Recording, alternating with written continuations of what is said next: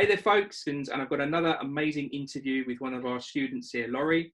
Now, Laurie started with us back in August, and Laurie's going to be the first to admit here it's not been the easiest and quickest of starts.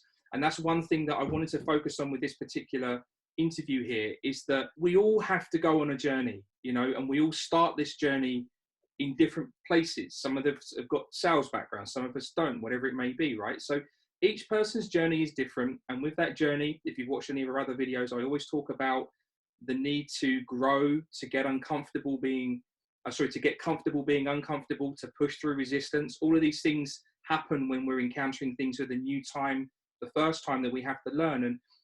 And Laurie has been making huge shifts as she's gone through her journey, and it didn't initially come quickly. And so that's what I really wanted to focus this conversation on, because it's absolutely true that anybody can do this, anybody.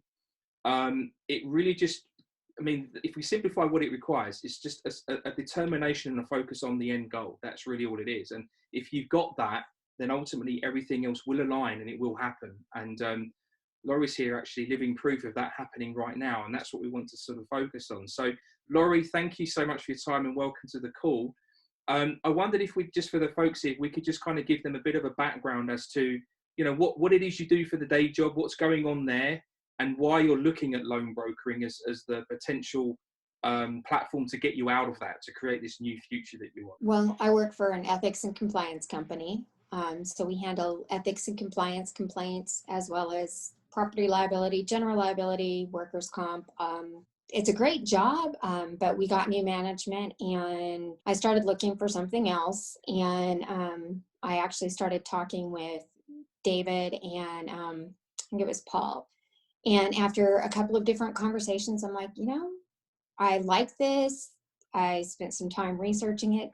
And I also want to be able to, my mom is older and lives with me. I'm her caregiver. So I want to be able to not have to ask permission to take time off to take her to doctors or whatever I need to do with her. Thank you. What, just out of interest, what for you specifically, what is it about loan brokering that attracts you? What is it that this can give you that perhaps you don't have right now? I.e., one of the things you mentioned is just the ability to care for your mother when, you know, when you want to do that, when it's right for that to be done, as opposed to getting permission from somebody else. Like, what else is it that's attracting you towards this? Well, you always need, everybody needs loans at some point.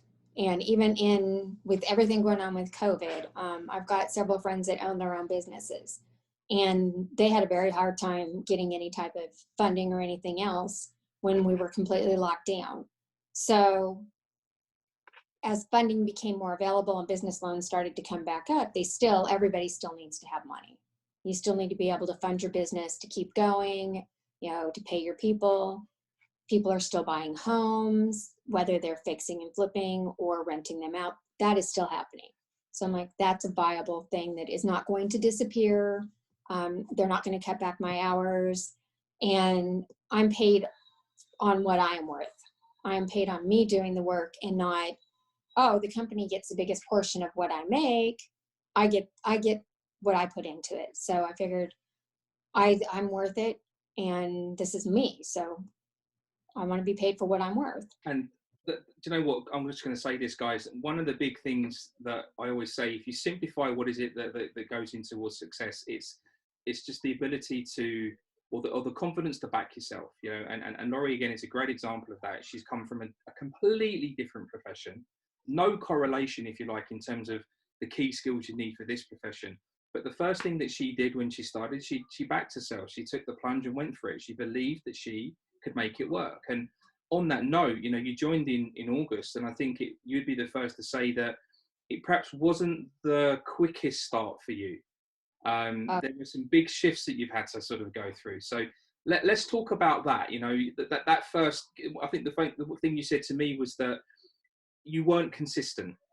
And consistency is the key to everything really happening, because if you're not consistent, then how can you expect these results to start happening? So talk us through what that was like in terms of what you first encountered and the shifts you had to start making. When I first started, I mean, the training, loved the training and thought, okay, I can do this. And I just wasn't consistent.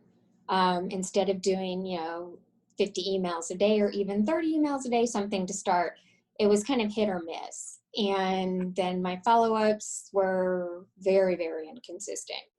And now I'm finding, so about the first month, almost all of September was pretty much very, very inconsistent with everything.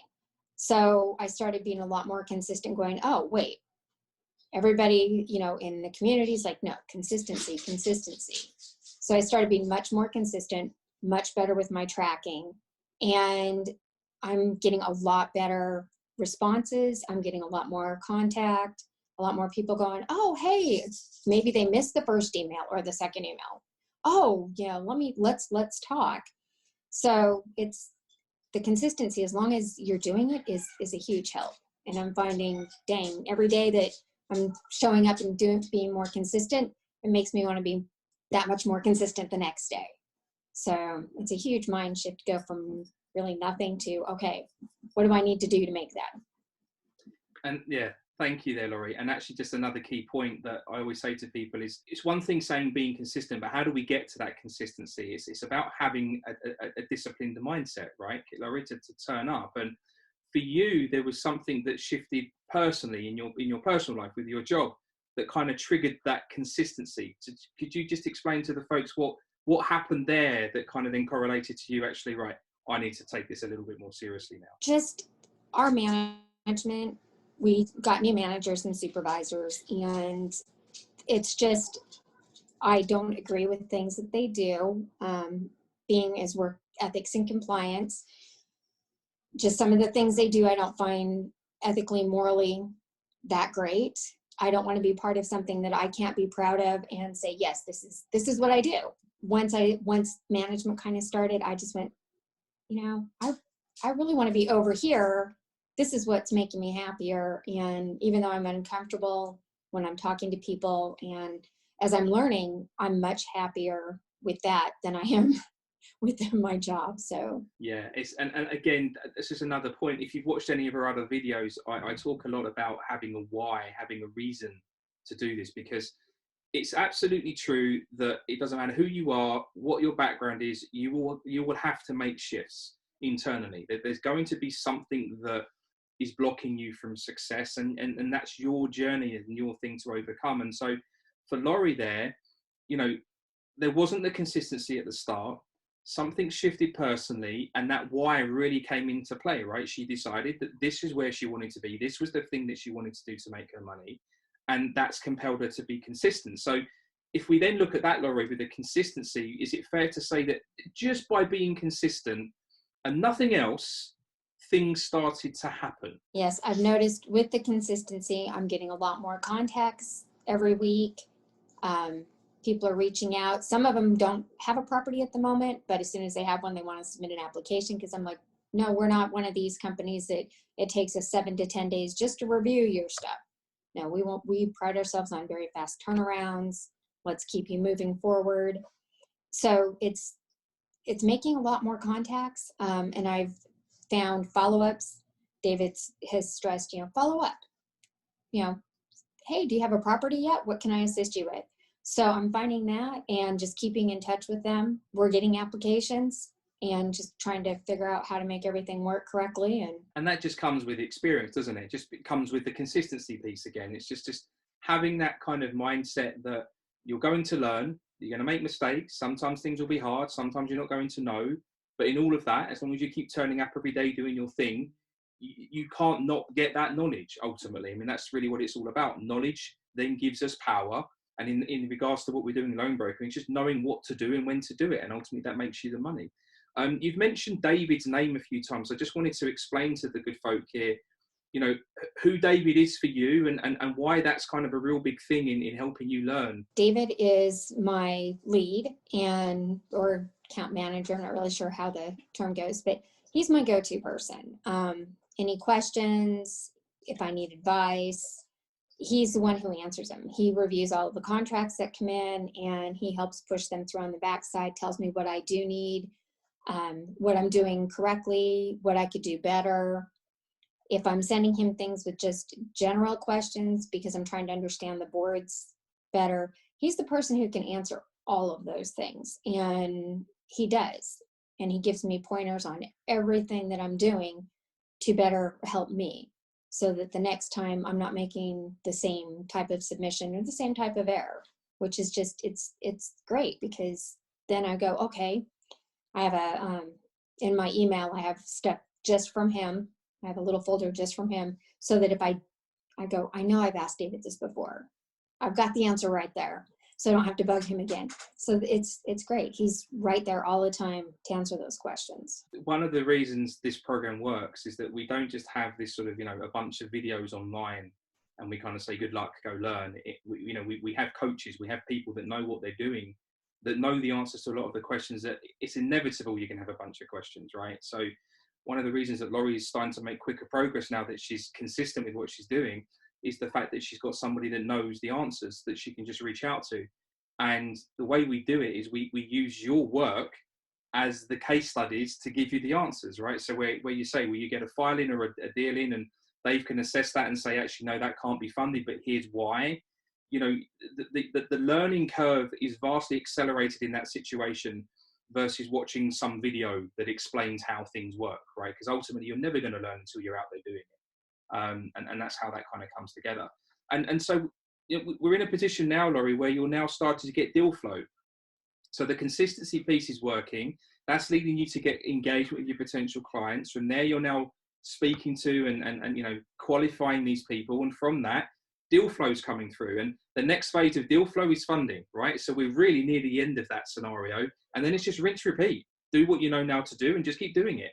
So talk about that. I mean, I know there's been a few ones that have come in that can't be funded, but again, that's about learning. But you do have a good one right now that's sort of going through the works. Yes, and we had a couple little hiccups with that, with one of the people that was on the original application, and we've removed them. So we're getting there. It's learning. You know, everything can look great. They can submit all the correct documentation, and then you might have that little hiccup where one of the people that's on the application just doesn't have a credit score that can get in. That's what happened on this one. So we're redoing it with just the one person. It's learning all the little things, what to ask for right off the bat to help us. So I'm learning more and more. If somebody says, hey, I'm going to submit an application, I'm like, okay, well, for the best results and for us to give you the best information, this is what we need to have you submit. And David's been really good about telling me, yes, have him do this. So that's been a huge help. And how do you, I asked you this question before we did the video here, but I think it's amazing. How do you feel that you're changing as a person in all of this journey of learning? Because it's not just about learning loan brokering. You know, if you're making internal shifts, folks, there's no way in the world you're not changing as an individual. So how is that impacting you personally, Laurie? I think overall, I'm just a little bit more, when I go out, I'm a little bit more outgoing, a little bit more apt to strike up a conversation and say, hey, you know, you don't know when you're going to come across somebody while you're out that may need what we need, or what we offer. So I'm much more open to just striking up conversations now. And I usually been more quiet when we're out, but I'm like, oh no, I'll pretty much, hey, how you doing? If somebody says hi, I'm like, hi.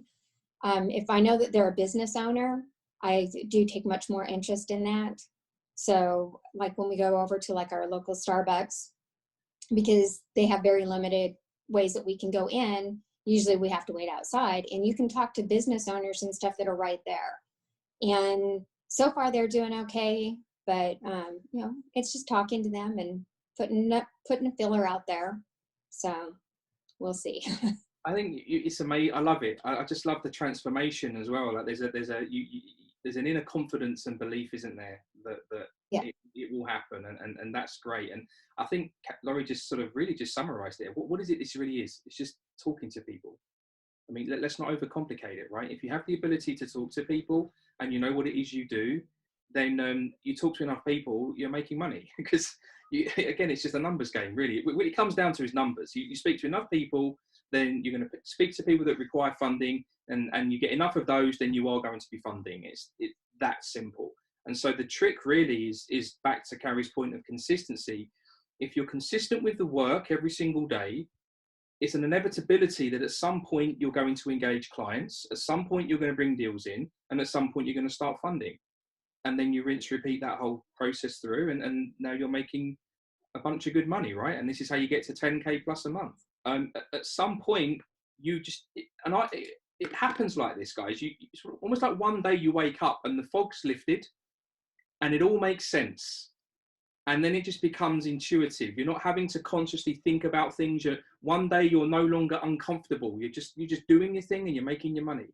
And Gloria, you'll get to that point. It will happen very quickly. And it normally happens once you've got sort of 1 or 2 deals funded, because you can reverse engineer the journey that you've been on with those good deals, right the way through to how did the conversation go at the beginning? What was that general feeling? And as you start to engage more people, you just have this kind of like intuition, really, before you're even asking questions, whether this one's going to be a good one or this one's not. And the better you get at that, the more focused you are with your time, and the better you are with your time, the more money you start making. So it all kind of goes in the one. So just to finish this off, if there's any folks here watching this now, looking into loan brokering, deciding whether they want to do it or not, what would you say to those guys and girls, just from your point of view? I would say do it. And I would say start out and be consistent from the word go, because that is my biggest regret. Is I spent the first probably 4 to 5 weeks kind of not being very consistent. And now that I'm much more consistent, I am seeing a lot more contacts. I'm learning a lot more. I've had more applications come in. It's been a learning process, and I'm really glad I'm getting that consistency down. I just wish I would have done it sooner. I'm laughing. I'm not laughing at you, but it's interesting. No, it's funny. Yeah. The reason I'm sort of, I had a smile is that we, it's not that we don't say this stuff, right, Laurie? I mean, it's in the community, we hammer this stuff all of the time, but we also know that it's a personal journey, and whatever that shift is, when that shift needs to happen, it happens when it happens, and inevitably it will happen. If you are serious about this profession, you have to have that shift. And for Laurie, it came like 4 or so weeks into the program before she realized. But again, not to overcomplicate it, forget everything else. If you're consistent, you're going to make money. There's no way around it. Anybody watching this, if you have questions, please comment below. There will be a link if you want to learn a bit more about our program and how we do things. It is an all-inclusive program, so it's not one of these sort of, here's a bunch of videos, good luck. There's a lot of support, as Corey just explained there.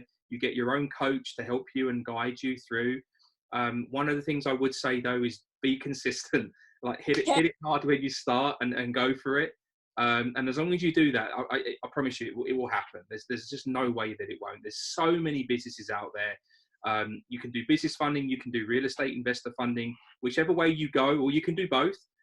There are thousands of them out there. And if you're outreaching to these people every single day, it's an impossibility that you won't get people wanting to talk to you. And there's an impossibility that you won't get deals. And it's an impossibility that you ultimately won't fund. You just need the numbers. And that's really what it's all about. So thanks, guys, for watching. I appreciate it.